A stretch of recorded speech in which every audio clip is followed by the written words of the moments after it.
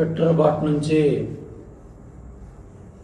Tadepalli palace media సమావేశానికి వచ్చింది. ఈరోజు 5 ఏళ్ల పరదాల పరిపాలన జగన్మోహన్ రెడ్డి మర్చిపోయినట్టున్నారు. మనం మర్చిపోయిన చరిత్ర మర్చిపోదు, వాస్తవాలను కప్పించలేరు.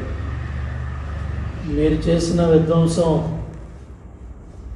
5 ఏళ్ల పరిపాలనలో పుంకాలుగా పుస్తకాలు ఇవాళ కూడా రాష్ట్రంలో పోలీస్ అధికారులు సగం మందికి మీరు చేసిన అరాచకాలు, కుట్రలు, కుతంత్రాలు, దోపిడీ, మీ పరిపాలనలో జరిగిన ఈ విధ్వంసం ప్రజావేదిక దగ్గర నుంచి మొదలుపెట్టారు.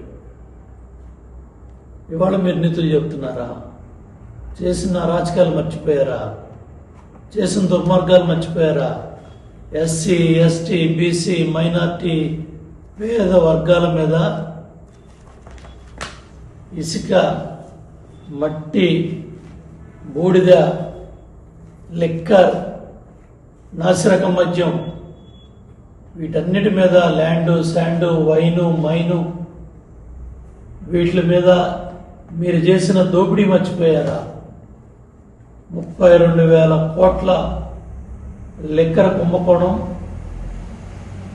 వందల మంది, వేల మంది ఆ నాసిరకం మద్యం తాగి హాస్పిటల్ పాలై ఈరోజు కూడా జీవోత్సవాలుగా బతుకుతున్న వాళ్ళు చాలామంది ఉన్నారు. ఇవన్నీ మర్చిపోయారా? జగనాసుర రక్త చరిత్ర మీరు మర్చిపోయిన చరిత్ర మర్చిపోదు. గొడ్డలి చేతితో పెట్టి మొన్న జరిగిన గత 5 ఏళ్ల వైసీపీ పరిపాలనలో 2019లో మీరు చేసింది ఇదే కదా. బాబాయ్ హత్య కేసు గొడ్డలు మా చేతుల్లో పెట్టి మీరు ఎన్నికల్లో గెలిచారు. 151 సీట్లు వచ్చాయి. ఏం ఉద్ధరించావు? ఏం పరిపాలన అందించావు?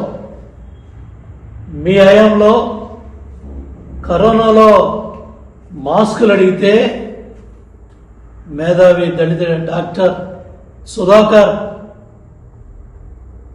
ముద్రేసి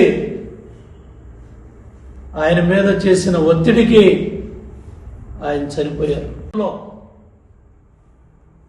మర్చిపోయారా ఇవన్నీ?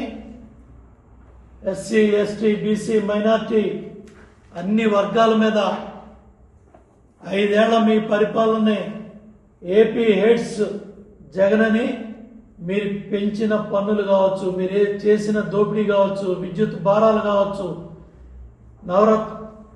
మోసాలు కావచ్చు, ఎన్నో నవరత్నాల మోసాలు అయిపోయినాయి.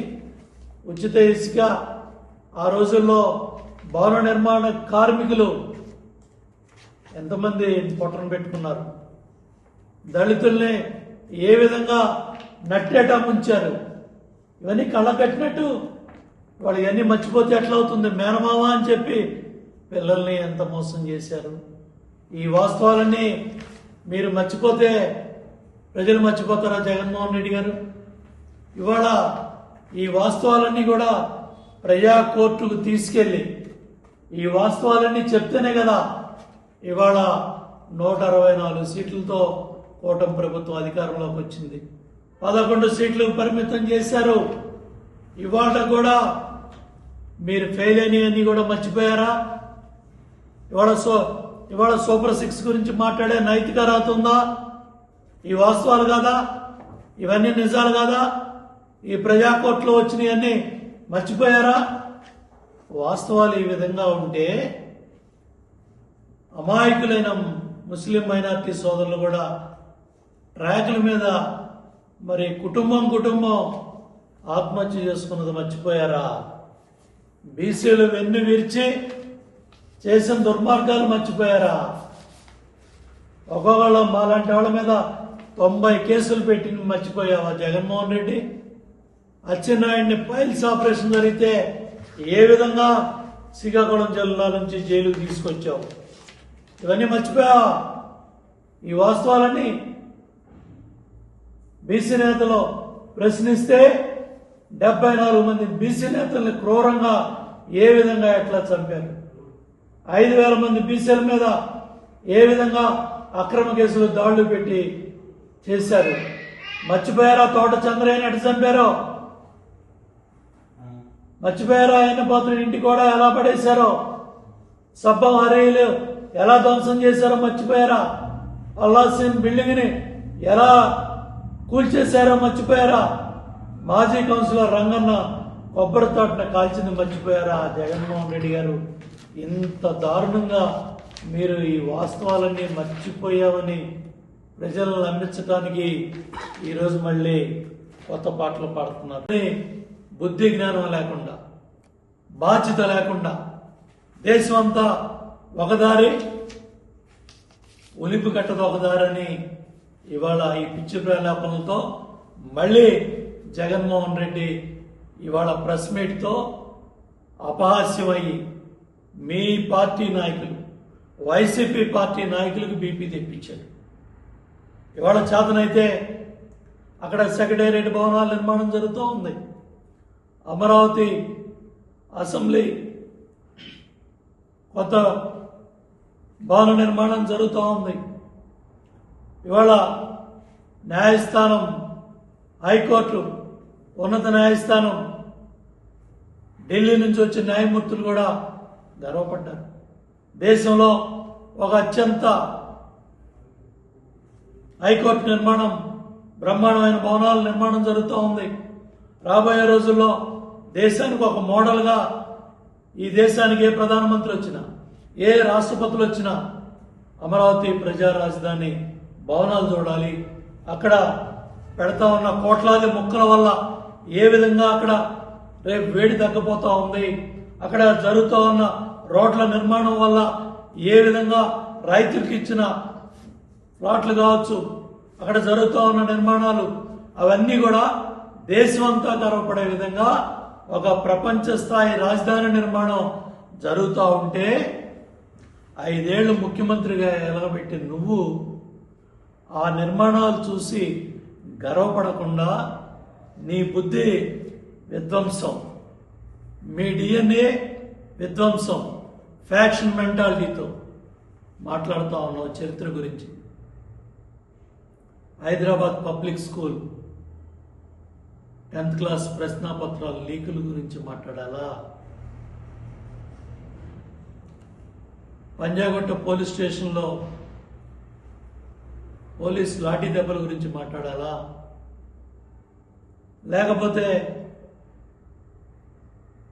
పరిటాల రవి హత్య గురించి మాట్లాడాలా? లేకపోతే పులివెందుల ఫ్యాక్షన్ రాజకీయాల గురించి మాట్లాడాలా? 5 ఏళ్ళు నీకు అధికారం ఇచ్చారు, ఏమంతరిచ్చావు? ఇవాళ చెల్లి సునీత మా డాక్టర్, దేశం గర్వపడే డాక్టర్ ఆ తల్లి. ఇవాళ రోగులను కాపాడాల్సిన డాక్టర్ హైకోర్టు చుట్టూ, సిబిఐ కోర్టుల చుట్టూ, సుప్రీంకోర్టు చుట్టూ తిరుగుతూ ఉంటే సిగ్గనిపించట్లేదా? ఒక చెల్లి న్యాయం చేయమని తండ్రిని దుర్మార్గంగా గొడ్డలతో చంపారని ఆ తల్లి కోర్టుల చుట్టూ తిరుగుతూ ఉంటే నీ కళ్ళకు కనపట్టలేదా? అవినాష్ రెడ్డిని సమర్థిస్తూ మాట్లాడతావా? బాబాయ్ హత్య గురించి మాట్లాడే నైతిక అర్హత నీకుందా?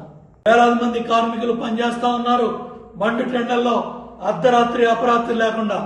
వాళ్ళు రాబోయే 2 సంవత్సరాల్లో 3 సంవత్సరాల్లో ఈ నిర్మాణాలన్నీ కూడా పూర్తి చేయడానికి దేశ విదేశాల నుంచి వచ్చిన ఇంజనీర్లు కావచ్చు, కార్మికులు కావచ్చు, టెక్నికల్ పీపుల్ కావచ్చు, కంపెనీలు కావచ్చు, ఆ విధంగా పనిచేస్తూ ఉంటే ప్రతిపక్షంగా జరుగుతూ ఉన్న మంచిని మంచం లేక అవినీతి ఆరోపణలు, అసత్య ఆరోపణలు, అబద్ధాలు వండి వార్చి నువ్వు ఎన్ని కుట్రలో కుతంత్రాలు చేసినా, మీరెన్ని కట్టెలు పెట్టుకున్నా ప్రజలు మీకు బుద్ధి చెప్పడానికి సిద్ధంగా ఉన్నారు.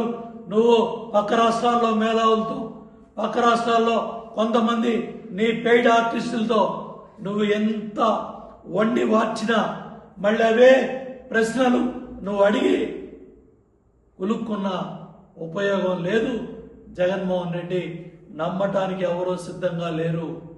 నువ్వు చేసిన విధ్వంసం కావచ్చు, సెంటు పొలం కూడా లాక్కోవడానికి మీరు చేసిన దుర్మార్గాలు కావచ్చు, ఇవన్నీ కూడా అధికారులకి చాలా సమయం పడతా ఉంది. ఏ విధంగా ఆ రోజు పేదవాళ్ళు, మహిళలు కన్నీళ్లు పెట్టుకొని మీ అరాచకాలని ఏ విధంగా ఇచ్చేశారో అర్థం చేసుకోండి. ఇవాళ పోలీస్ యంత్రాంగానికి సగం మందికి ఇదే పని జరిగిపోతూ ఉంది, ఇవే జరిగిపోతూ ఉంది.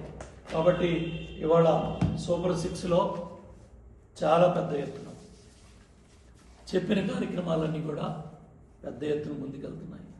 5 రూపాయలు అన్నా క్యాంటీన్ భోజనం పెట్టాలని నీ చేతులు రాలా.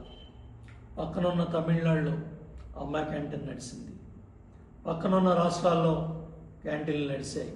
ఇవాళ నీ దుర్మార్గ పరిపాలనలో, నీ అరాచక పరిపాలనలో పేదవాడికి, కార్మికుడికి, సామాన్యుడికి, మధ్యతరగతి వాడికి ఇవాళ అన్నా క్యాంటీన్లో భోజనం పెట్టాలని నీ చేతులు రాలా.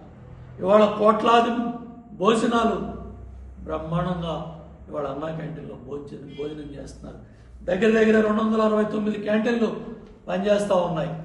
తల్లికి వందనం ఒకళ్ళ, ఇద్దరా, ముగ్గురా, నలుగురా, 5గురా, 6గురా, 7గురా, కర్నూలు జిల్లాలో 7-8 మంది కూడా తీసుకున్నారు తల్లికి వందనం. సుమారు 10,000 కోట్లు మళ్ళీ రేపు జూన్లో డబ్బులు ఇవ్వబోతా ఉన్నారు. తల్లికి వందనం డబ్బులు ఇవ్వబోతా ఉన్నారు. ఇవేమి నీకు కనపట్ల. మహిళా శక్తిలో మొన్న మే 6వ తారీఖే 63 కోట్ల ప్రయాణాలు అయ్యాయి. దగ్గర దివ్యాంగులే 20 లక్షల మంది పైగా ప్రయాణం చేశారు. 4 కోట్ల సిలిండర్లు దీపం పథకం కింద బ్రహ్మాండంగా ఇచ్చాం. అట్లాగే 9 కోట్ల భోజనాలు 269 క్యాంటీన్లో ఇవాళ పేద మధ్యతరగతి వర్గాలన్నీ కూడా భోజనం చేస్తాం. ఇవాళ ఇవన్నీ కూడా నడుస్తూ ఉన్నాయి. 23 నెలల్లో 24 లక్షల కోట్లు, 20 లక్షల ఉద్యోగాలు కల్పనలో ప్రభుత్వం పరిగెడతా ఉంది. డబుల్ ఇంజిన్ సర్కార్ బుల్లెట్ వేగంతో పరిగెడతా ఉంటే కేంద్రంలో ప్రధానమంత్రి నరేంద్ర మోడీ గారు, ఇవాళ చంద్రబాబు నాయుడు గారు ముఖ్యమంత్రిగా, డిప్యూటీ సీఎం పవన్ కళ్యాణ్ గారు, అట్లాగే ఇవాళ లోకేష్ బాబు నాయకత్వంలో ఈ పనులన్నీ కూడా వేగంగా పరిశ్రమల శంకుస్థాపనలు, ప్రారంభోత్సవాలు పనులు పరిగెడతా ఉంటే ఈర్ష్యతో, ద్వేషంతో, కడుపొప్పురంతో ఇవాళ జగన్మోహన్ రెడ్డి విషం చిమ్ముతా ఉన్నాడు. జరుగుతున్న అభివృద్ధి మీద అసత్య ఆరోపణలు, అబద్ధ ఆరోపణలు, పనికిమాలిన అవినీతి ఆరోపణలు చేసి తన డొల్లతనాన్ని, తన కడుపు మంటని, ఇవాళ నీ వయసుకు నువ్వు వంగి కొబ్బరికాయ కొట్టలేవు. ఇవాళ 76 ఏళ్ల వయసులో చంద్రబాబు నాయుడు గారు తిరుపతి మెట్లు ఎక్కి దిగుతాడు. నువ్వు వంగి కొబ్బరికాయ కొట్టలేవు. ఆయన గురించి మాట్లాడుతున్నావు. నువ్వు మాట్లాడే ప్రెస్ మీట్ చూసి మాకు బీపీలు వస్తాయా? నీ పిచ్చి ప్రేలాపనలో, నీ మావియన్ ప్రేలాపనలు చూసి వైసీపీ నాయకులకు బీపీలు వచ్చి అడ్డం పడ్డారు. వాళ్ళకి నీళ్లు చల్లు. ఇవాళ నీ పార్టీలో మిగిలిపోయే నాయకులు కూడా ఇవాళ లేరు. జగన్మోహన్ రెడ్డి ఇవాళ ఒకటే గుర్తుపెట్టుకో, ఉద్యోగం లేదని, ముఖ్యమంత్రి ఉద్యోగం పోయిందని కడుపు మంటతో మాట్లాడుతున్నావు. నీ మైండ్ సెట్ మార్చుకో. నీ పిచ్చి ప్రలాపనలు మానుకో. ఎక్కడ దెబ్బతిన్నావు? ఎక్కడ 11 సీట్లు వచ్చాయి?